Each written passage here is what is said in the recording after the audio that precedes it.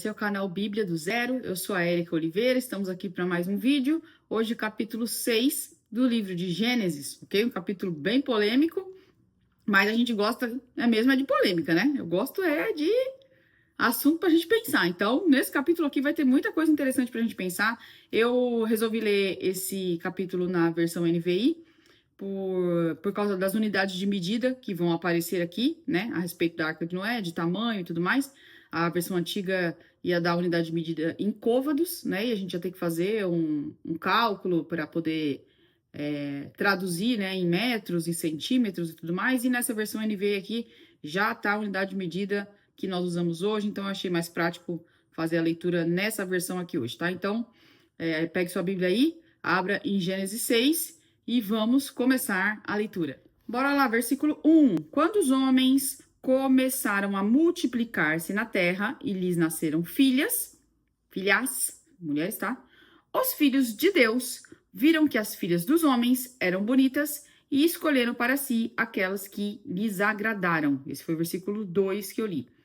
Versículo 3 agora. Então disse o Senhor, por causa da perversidade do homem, meu espírito não contenderá com ele para sempre, e ele só viverá 120 anos. Então, a gente tinha lido aí no capítulo anterior, né, que a média da expectativa de vida humana era por volta de 900, 850 anos aí, tá? Uns um pouco mais, outros um pouco menos, mas vamos dar essa média aí. E a partir desse evento, que é um evento polêmico, óbvio, o Senhor Deus resolveu diminuir a expectativa de vida do homem para 120 anos médio, tá? Então, já é um pouco mais do que a gente está acostumado. É muito difícil a gente conhecer uma pessoa com 120 anos, tá? Então, você vai perceber que mais para frente a expectativa caiu ainda mais. Mas nessa época de Noé aqui, tá? Os homens já não viveriam nessa faixa de 800 e poucos anos aí, tá? Já seria uma vida bem mais curta, tá? Uma diminuição muito drástica. E nesses 3 primeiros versículos aqui já tem uma polêmica bem interessante, né? Que fala das filhas dos homens e dos filhos de Deus. Aí a gente tem várias teorias, claro, né? Qual é a correta? Não sei, é para você pensar, tá? Então, existem teorias que os filhos de Deus eram anjos, eram seres celestiais que andavam, tá? Entre a humanidade, né? Coexistiam de alguma certa forma juntos, tá? Existe também mais para frente em Gênesis aqui um episódio onde os anjos vêm também, né? E dando a entender que era meio que normal os anjos aparecerem mais ou menos em forma física, tá? Tanto é que o diálogo que segue dessa outra passagem aí que a gente vai chegar mais para frente são sobre coisas físicas, né? Com os anjos, tá? Coisas pertinentes à raça humana. Então, me parece que existia a possibilidade de alguns anjos andarem entre os humanos, tá? E talvez esses fossem os filhos de Deus, tá? E aí, o pessoal que acredita nessa teoria, né? Que os anjos resolveram se relacionar com as humanas, ok? Então, assim, os anjos meio que deram mancada. Esse grupo de anjos aí, se isso for verdade, né? Esse grupo de anjos aí deu mancada que ele corrompeu a raça humana, tá? Porque a raça humana, ela não tinha nenhum tipo de intervenção de outra raça. E os anjos não são considerados da nossa raça. Tem outras características, tá? E aí, para quem acredita nessa teoria, diz que a partir daí começaram a nascer seres híbridos. A raça humana foi degenerada. O que é degeneração da raça humana? É quando o gene humano é alterado, ele não é mais 100% humano, tá? Então, aqui pode ser que essa teoria esteja correta. Os anjos começaram a se relacionar sexualmente com as humanas, gerando filhos, e os filhos não eram 100% humanos, tá? Lembra um pouco de mitologia, tá? Casa aí com várias outras coisas que a gente já ouviu falar, né? Dos deuses virem pra terra, escolher as humanas, blá, blá, blá, tá? É uma coisa interessante de se pensar. Não tem como a gente afirmar, mas é uma possibilidade, tá? Tanto é que no versículo 4, que a gente vai ler em diante, já fala de seres, tá? Que são super-humanos, tá? Vamos dizer assim, que a gente vai ler daqui a pouco, tá? Então, é uma primeira teoria. A segunda teoria é de que os filhos de Deus eram descendentes de Sete, que é a linhagem, tá? Aprovada por Deus. E as filhas dos homens eram descendentes de Caim. Então começou a misturar, né? Os parentes de Sete começaram a se relacionar, né, com os parentes de Caim, que havia uma maldição sobre ele e tudo mais, e Deus não gostou disso, né? E resolveu intervir com essa nova expectativa de vida aí, entre outras coisas, tá? Então, ou também existe outra teoria de que esses filhos dos homens eram somente homens poderosos, que eram uma elite, né, como se fosse uma nobreza, que não podia se relacionar com os plebeus, vamos dizer assim, tá? E aí, eu acho que essa teoria é a mais fajuta, tá? Não faz muito sentido, porque já começa uma guerra de classe logo aqui, né? E eu não sou muito a favor desse tipo de visão, tá? Mas é uma possibilidade que a gente não pode descartar, ok? Então, pensa aí qual que você acha que pode ser a teoria. E talvez você conheça uma quarta teoria que eu não sei. Então, se você conhecer, por favor, coloca aí pra gente poder pensar quem seriam as filhas dos homens e os filhos de Deus aqui nessa passagem específica. Vamos continuar a leitura do capítulo. Versículo 4 agora. Naqueles dias haviam Néfilins, ou Nefilins, depende da pronúncia aí, eu não sei qual é a correta, na terra. E também, posteriormente, quando os filhos de Deus possuíram, ó, tá falando de relação sexual aqui, as filhas dos homens, elas lhe deram filhos. E aí fala aqui, eles, os filhos, foram heróis do passado e homens famosos. Então, esse versículo aqui, ele é usado para embasar um pouco a teoria de que talvez os filhos de Deus fossem realmente anjos, tá? Porque tá falando aqui de uma geração, esses Néfilins, tá? Eles são possíveis gigantes, tá? Então, eles tinham uma genética diferente do restante da humanidade anterior a eles, tá? Então, talvez essa modificação, o fato de eles serem muito maiores, é porque houve aí a mescla de um DNA divino, tá? Vindo de anjos, talvez, com o DNA humano, tá? Mas, de fato, independente de como surgiram os Néfilins, havia Néfilins, tá? E aí, essa palavra Néfilim, ela tá relacionada aí com gigantes, tá? Com homens poderosos, tá? Tem gente que fala que esse gigante não é gigante em estatura, é gigante somente em poder, ou seja, homens muito, muito, muito valentes. Pode ser que sim, mas já tem pessoas que acreditam que, além de valentes, eles eram muito altos, tá? E também isso aqui corrobora aí a existência do Golias lá na frente, né? Enfim, pensa aí o que você acha a respeito disso. Eu acho muito interessante. Quanto menos eu sei, mais eu gosto. Sabe? Mais eu gosto. Eu gosto de bagunçar minha cabeça. Eu gosto de. Quando eu penso que eu acertei, aí vem outra teoria e tira tudo que eu tinha pensado. É assim que eu gosto. Então, assim, você decide aí quem que você acha que eram esses Néfilins aí, mas de fato eles existiram e foram heróis, tá? Ou seja, se eles foram heróis, algum ato heróico eles cometeram aí, eles fizeram, né? Então, não sei se eles eram guerreiros, aqui não diz a respeito de guerras ainda, né? Mas, para eles serem heróis, algo de muito notável eles devem ter feito aqui. Aí fica na conjectura da nossa imaginação o que será que eles fizeram. Continuando a leitura. Versículo 5 agora, tá? O Senhor viu que a perversidade do homem tinha aumentado na terra e que toda a inclinação dos pensamentos do seu coração era sempre e somente para o mal. Ponto. Então aqui ele percebeu, tá?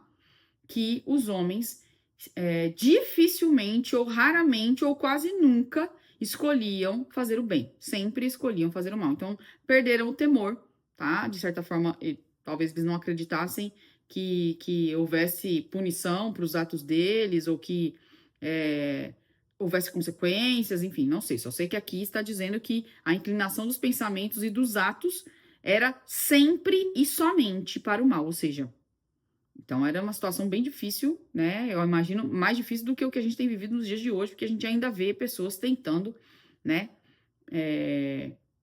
combater esse tipo de estilo de vida com atos de bondade, seja para com pessoas, para com animais, enfim, você vê ainda movimentos, tá? Nos nossos dias, diferente do que eu imagino que seja aqui, tá? Versículo 6. Então o Senhor arrependeu-se de ter feito o homem sobre a terra, e isso cortou-lhe o coração. Eita, versículozinho para dar briga, isso aqui, hein, filho? Deus arrependeu. Ah, mas Deus não é homem para se arrepender. Ah, mas a Bíblia entrou em contradição. E dararararará. Tá? É uma forma de você pensar. Você tem todo o direito de pensar assim. Como assim que ele se arrependeu? E depois lá na frente, em Números, vai falar que Deus não é homem para mentir, nem para se arrepender. Números 23, tarará. Como? Como que arrepende, depois não arrepende? Será que ele arrepende ou não? Tá? Então, assim, primeiro a gente tem que partir do pressuposto que sempre uma palavra, ela não vai ter apenas um significado, ela vai ter mais do que um, tá? E talvez a palavra que foi usada no original aqui não significasse 100% a palavra arrependimento, porque o arrependimento é quando você quer mudar o rumo, né? Você fez de um jeito, né? E aí você se arrependeu e gostaria de desfazer, tá? Então, é um sentido do arrependimento, tá? Eu dei uma pesquisada aqui e aí encontrei aqui a possibilidade de a palavra hebraica, né, que foi talvez usada nessa passagem aqui, é uma palavra, eu não sei falar hebraico, tá? Então me desculpe aí quem conhece hebraico, a minha pronúncia, nacham, que é uma palavra que pode significar lamentar ou pesar. Então, se isso, né, se aplicar aqui, Deus não se arrependeu, Deus lamentou, tá? Deus, assim, ele sentiu um pesar de ter feito o homem. Ele se envergonhou de ter feito o homem por causa dos atos e por causa do ponto que a humanidade chegou. Então, não significa que ele gostaria de ter desfeito. Ele só estava profundamente triste com a situação. É uma forma de pensar, tá? Eu prefiro pensar nessa linha, tá?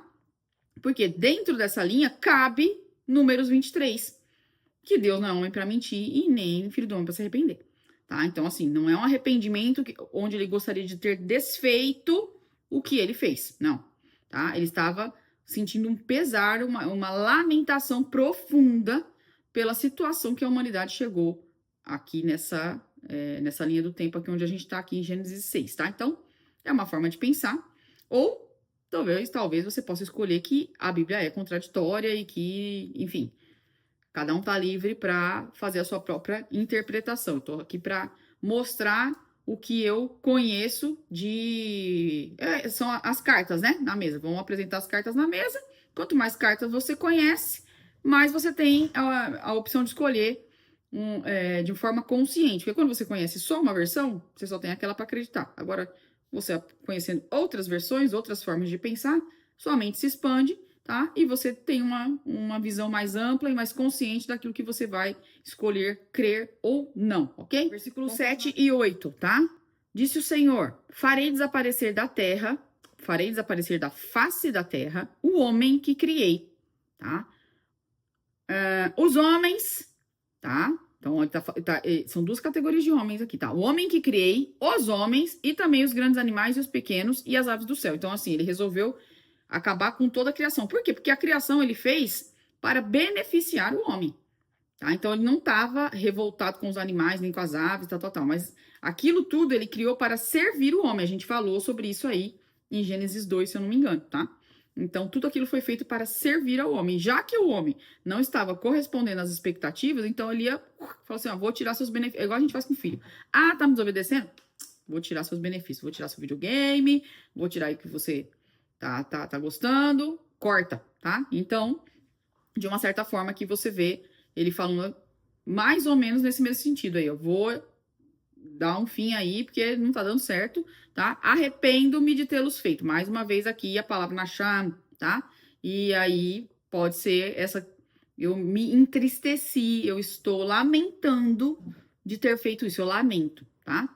Lamento, mas vou corrigir, tá? Então, assim, quando você se lamenta de algo, tá? Você vai fazer algo para reverter aquela situação, para melhorar aquilo, tá? Então, o que vai seguir aqui daqui para frente é um novo plano, é um recomeço, tá? Para poder prosseguir com o plano que era do início lá, tá? Que é agora o versículo 8. A Noé, porém, o Senhor mostrou benevolência. Então, algo de bom Deus viu em Noé. E diante de todo esse cenário, Noé foi o escolhido para ser poupado. E aí começamos a história legal da Arca de Noé, que eu acho o máximo. Vamos para os próximos versículos aí. Versículo 9. Essa é a história da família de Noé. Noé era um homem justo, íntegro entre o povo da sua época. Ele andava com Deus. Então, já vê que ele é diferenciado. O povo da época dele, lá no versículo 5, né? Fala que todos os pensamentos eram sempre somente para o mal. Por outro lado, em contrapartida, Noé era justo, íntegro e bom, tá? Então, e ele andava com Deus. 10. Noé gerou a 3 filhos, Sem, Cã e Jafé. 11. Ora, a terra estava corrompida aos olhos de Deus e cheia de violência, tá? Então, além da maldade, tá? Porque a maldade ela pode se estender em vários campos, tá? Havia a violência. 12. Ao ver como a terra se corrompera, pois toda a humanidade havia corrompido a sua conduta. 13. Deus disse a Noé: darei fim a todos os seres humanos, porque a terra se encheu de violência por causa deles. Eu os destruirei com a terra. 14. Você, porém, fará uma arca de madeira de cipreste, que é o tipo de madeira, e divida em 4 compartimentos e revista-a de piche por dentro e por fora. 15. Faça com 135 metros de comprimento. Olha o tamanho disso aqui, gente. Devia ser gigantesco. Tem um lugar aí que parece ter uma réplica, né? Eu queria muito conhecer isso aí. 22 metros e meio de largura e 13 metros e meio de altura. 13 metros e meio de altura. Cara, é um colosso isso aqui. Cara, imagina para Noé construir um negócio desse. Isso aqui é surreal, gente, de verdade.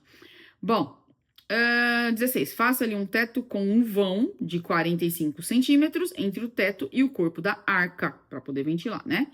Coloque uma porta lateral e faça um andar superior, um médio e um inferior. Então, tinha 3 andares, essa big dessa construção. Então, assim, vamos parar para pensar aí, que quando Deus dá um projeto pra gente, tá? Já é uma meia pregação aqui, tá? Às vezes é um projeto muito grande, né? Até impossível. Você fala, cara, como que não ia fazer um negócio desse aqui? Né? Se você ler e conseguir mensurar na sua mente aí o tamanho dessa estrutura, cara, era praticamente impossível. Não sei que tipo de ferramenta esse povo tinha aqui na época, tá? Né? Noé já era idoso aqui também. Enfim, não, a galera com certeza não quis ajudá-lo, né? Porque nem acreditava no que ele falava, né? Aí a gente mais pra frente vai ver aqui. Então, era um trabalho muito, muito grande, um projeto gigantesco para uma pessoa só. Então, assim, fica atento que às vezes quando Deus pede para você participar de um projeto, ou encabeçar um projeto, ou criar alguma coisa, é grande mesmo, tá? E não significa que é impossível de ser feito, porque a prova aqui é que Noé, ele concluiu, depois de muito tempo, né? Com muita diligência, com muita disciplina e com muita determinação, ele concluiu. Tá? Então, é um projeto possível. Então, não se assuste com o tamanho das coisas aí que talvez Deus peça para você fazer, porque nada é impossível. Você vai ver aqui que o Noé deu conta de fazer essa mega dessa estrutura aqui. Vamos continuar a leitura. 17 agora, tá? Eis que... Agora ele vai explicar por quê. Tá? Então, primeiro ele manda... Ó, que interessante. Nossa, isso é um tapaço na minha cara também. Ele manda você fazer e ele foi muito gente boa que não é, porque depois ele explicou o porquê. Porque no meu caso, às vezes ele pede algumas coisas e nem explica. Você faz aí, depois que eu vou descobrir lá na frente por quê, tá? Então, assim, e ele foi gente boa, ele explicou, mas primeiro ele deu o projeto, tá? Faça isso, tá? E aí ele vai explicar o porquê. Eis que vou trazer águas sobre a terra, o dilúvio, tá? Então deu o nome. Para destruir debaixo do céu toda criatura que tem fôlego de vida, tá? Tudo que há na terra perecerá. Então, tudo ia ser consumido, né, pela água, ia ser submerso pela água. Mas com você, versículo 18, estabelecerei a minha aliança, e você entrará na arca com seus filhos, sua mulher e as mulheres dos seus filhos. 19. Faça entrar na arca um casal de cada um dos seres vivos, macho e fêmea, para conservá-los vivos com você. 20. De cada espécie de ave, de cada espécie de animal grande, de cada espécie de animal pequeno, que se move rente ao chão, virá um casal a você, para que sejam conservados vivos. Então, ele tá falando aqui, ó, virá a você. Então, o papel do Noé era preparar o local para receber esses animais, mas esses animais iam vir voluntariamente. Ó, que coisa... Gente, isso aqui, esse evento, deve ter sido uma loucura isso aqui, gente, de verdade, eu queria ter visto isso aqui. 21, e armazene todo tipo de alimento para que você e eles tenham mantimento. 22, olha a loucura, Noé fez exatamente como Deus lhe tinha ordenado. De verdade, cara. Eu não sei se eu não sei se eu vou fazer igual Noé, não. Porque, primeiro, o projeto é gigante, tá? Segundo, o motivo é absurdo, tá? Terceiro, a forma com que as coisas iam acontecer completamente sobrenatural, como que os animais iam vir sozinhos. Né? Então, assim, nada faz sentido. Nada faz sentido. E Noé foi lá e fez o quê? Exatamente como Deus lhe tinha ordenado. Ou seja, isso é um cara fiel, cara. Isso é um cara fiel, tá? Que a gente precisa aí se inspirar, né? Nesse tipo de atitude, tá? Não questionou, não perguntou, não bateu boca, não murmurou, porque ia ser muito trabalho, tá? Ia ser um trabalho cansativo, tá? Era loucura, ele ia, né, sofrer aí chacota, enfim, era um projeto aí dificílimo, tá? Onde ele não ia ter praticamente nenhum tipo de ajuda e ainda ia ser considerado louco e mesmo assim ele falou, tá bom, vou fazer. Ou seja, o que Deus pedia para Noé, ou pediu aqui no caso, estava acima de qualquer outra coisa que ele pudesse pensar. Acima da dignidade dele, da reputação dele, acima da capacidade física dele. Ele não quis saber, ele foi lá e fez tudo como Deus tinha ordenado. Noé, tu é um cara que, assim, ó, se a gente for lá pro céu, eu quero conhecer você, de verdade, né? Eu assim, eu admiro demais esse personagem, demais. Assim, já passaram várias situações aqui desde o início, né? Quem tá acompanhando aí, que de verdade, eu no lugar, eu sou uma crentezinha que eu vou te falar, viu? Por isso que a gente tem que ler. Por quê? Porque aí a gente vai tomando coragem e vergonha na cara para poder melhorar. Que é esse o nosso papel. Dia a dia tentar melhorar, né? Tentar ser uma pessoa melhor e obedecer mais a Deus e tentar se inspirar nesses personagens aqui, porque não foi à toa que eles foram escolhidos para estar nesse livro aqui, tá? Não é à toa. Então são personagens que têm aí muitas coisas que nós devemos meditar, pensar e imitar, ok? Então, esse foi o capítulo 6. O capítulo 7 também segue numa polêmica, tá? Porque aí vai descrever toda o término da construção e o dilúvio em si, mas aí vai ser um próximo vídeo onde a gente vai falar sobre isso. Por hoje é só. Até o outro vídeo. Tchau, tchau.